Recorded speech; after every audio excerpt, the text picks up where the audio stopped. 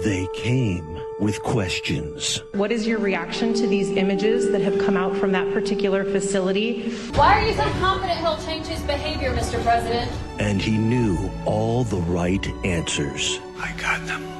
$1.9 trillion relief so far. A Hammer and Sickle production. I wrote the bill on the environment. Joe Biden is the media whisperer. Pay them more. So we have a president that literally is talking about nuclear war with its own people, but some people are happy he's not saying mean things on Twitter.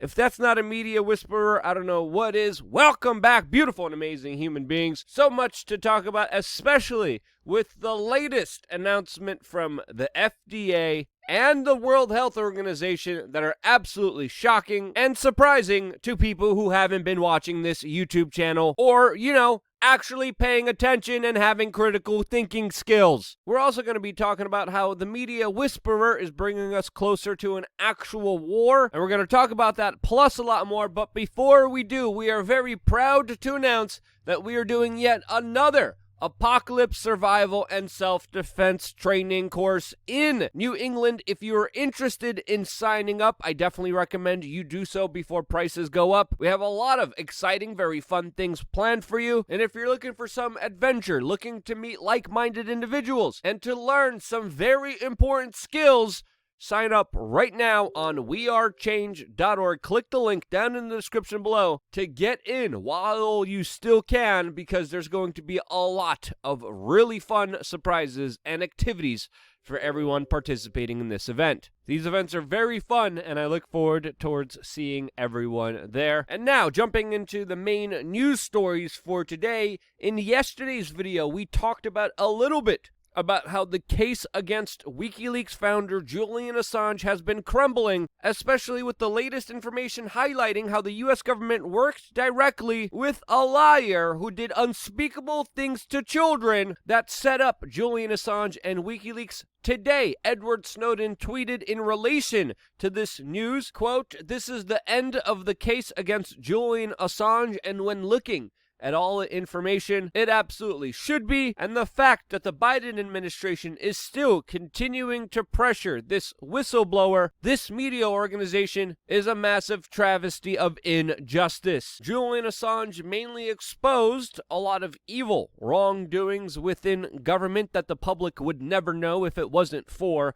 WikiLeaks publishing information. One of the main things that they published was documents related to the U.S. war machine efforts, which exposed a lot of absolute evil when it came to expose what happened at Guantanamo Bay, what was happening within the State Department, what was truly happening in Afghanistan, and how routinely journalists and civilians were casualties of these larger military-industrial complex efforts that lied about what actually happened to them. Because of WikiLeaks, we were able to find out what happened to them, and now that same war machine is in full swing, especially with the latest announcement from the Biden administration that it just ordered airstrikes in Iraq and Syria that specifically targeted Iranian-backed militants after, quote, alleged unmanned aerial vehicle attacks. Now, these latest attacks by the Biden administration didn't get a lot of media coverage. They definitely do deserve a lot more, since there was no congressional approval of this latest very aggressive military action by Biden that acted when there was no imminent threat to the United States or its civilians. U.S. Congressman Justin Amash tweeted, quote, "There's no legal authorization for U.S. troops to be in Iraq or Syria. Bring them home and stop bombing people under the guise of self-defense." And we have to understand here, a lot of the information is absolutely very murky. The U.S. is saying that they needed to carry out these attacks to go against, quote, militias that used facilities to launch alleged unmanned drone attacks on U.S. troops. This is as tensions between the United States and the Iranian government have been building up, as of course the Iranian government just elected a new president of its country who is being described as a, quote, hardliner. This will only, of course, increase tensions in the region, which people have to start asking themselves,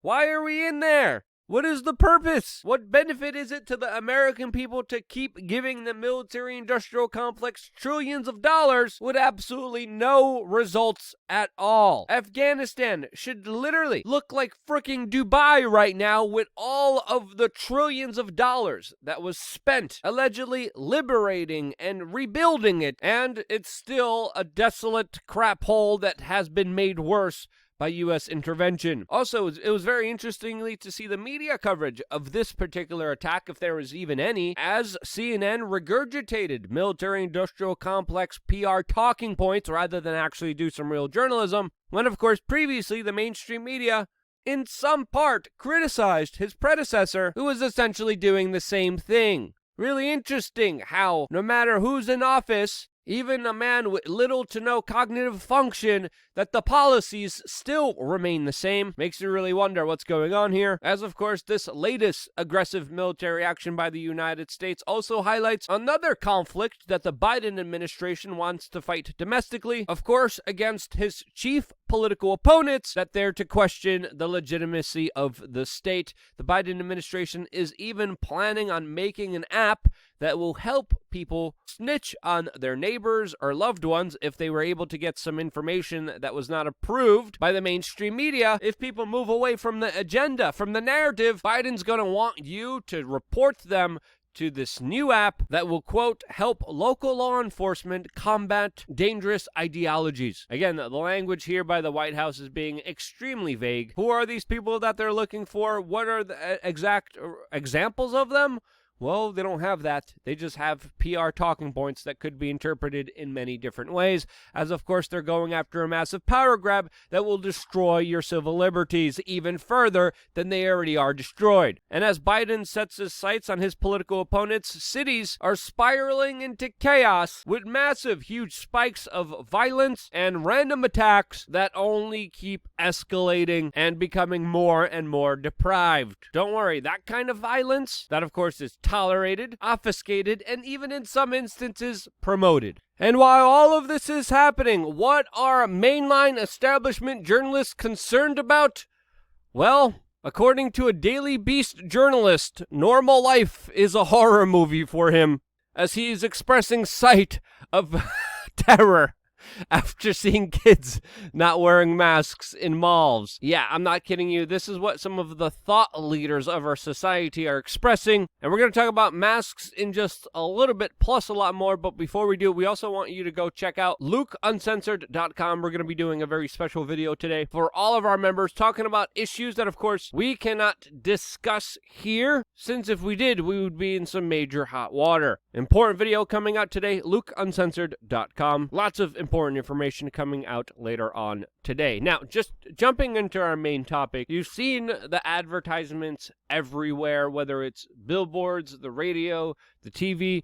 There's no escaping it, as of course the United States took $3 billion from you, the American taxpayer, and decided to spend it on an advertising campaign that is making Big Pharma absolutely rich. Richer than they ever have been before, all to push for a medical procedure that now the FDA and the World Health Organization are releasing some very interesting information in relation to. But we should also consider before moving forward that there's people in this country living in absolute poverty, living on food stamps if they're lucky. Some people don't even have access to clean drinking water or basic essentials for their health. And yet, the U.S. government spends $3 billion promoting a medical procedure which now the FDA is warning about heart inflammation, which the FDA on their official website is warning about as a risk if you decide to take this medical procedure, specifically noting that there should be protocols to look out for adverse effects, especially after the second dose, suggesting an increased risk of two particular types of heart inflammation.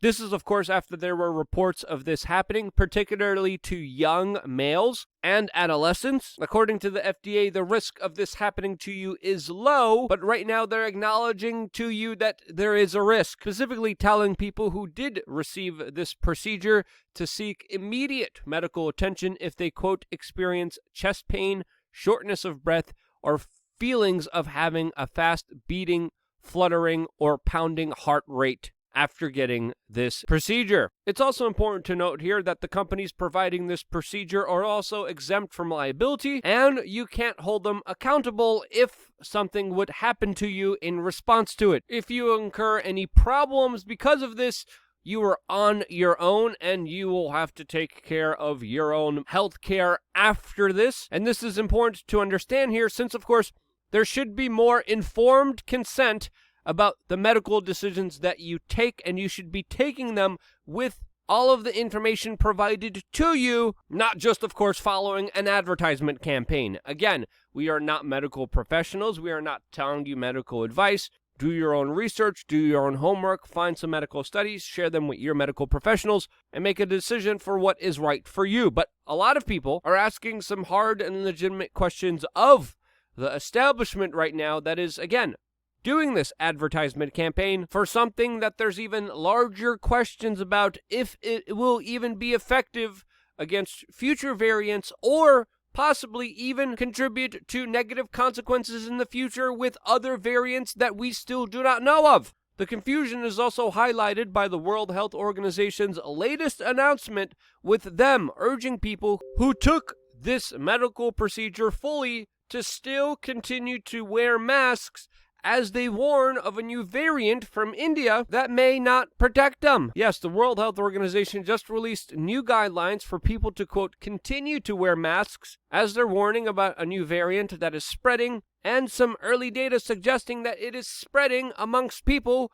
who did take this procedure. Now, the larger question surrounding masks, which the World Health Organization recommends here, has been contested by some. There are some studies showing wide-ranging different results about the efficacy of masks, which, of course, the U.S. government initially told its citizens not to wear. After, of course, orders by Dr. Fauci that then contradicted himself. He has flip-flopped many times. He told people to wear a mask. He then told people to wear 2 masks. He told people not to wear 2 masks. He's telling them again to wear 2 masks. He's telling them if you get this procedure, you don't need to wear a mask. And now he's most likely going to be making another flip-flop. All of this, as, of course, there's context to understand here that highlights how a lot of the mask mandates that were implemented by countries correlate with no effectiveness at all. This is when the UK government required and established a mask mandate. The red line in the background is the number of cases in that particular country. And whether it's Spain, Italy, France, Belgium,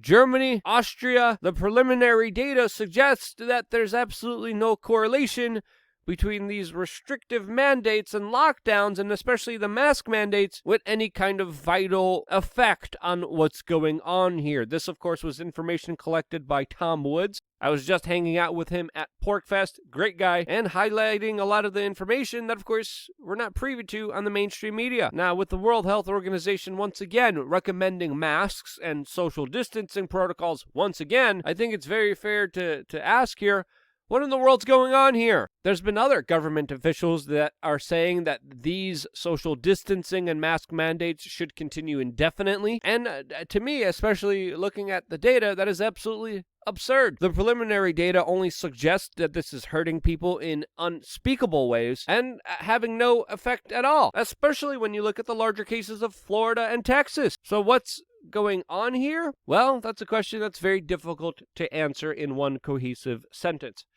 But what do you think is happening? Let me know down in the comment section below. One sentence. What's really going on here? Would love to hear your feedback. Would love to hear your commentary. Would love to hear your perspective, because I wouldn't be here if it wasn't for you actively watching, participating, and sharing this video with your friends, family members, loved ones, strangers, neighbors. Doesn't matter. Random person that is bagging your groceries. Say, hey, you should check out wearechange.org. They got some information which I think you would like. Just by simply doing that in the real world makes the biggest difference. And because you do, I'm still here. This is why I love you guys. Stay tuned for more here on wearechange.org.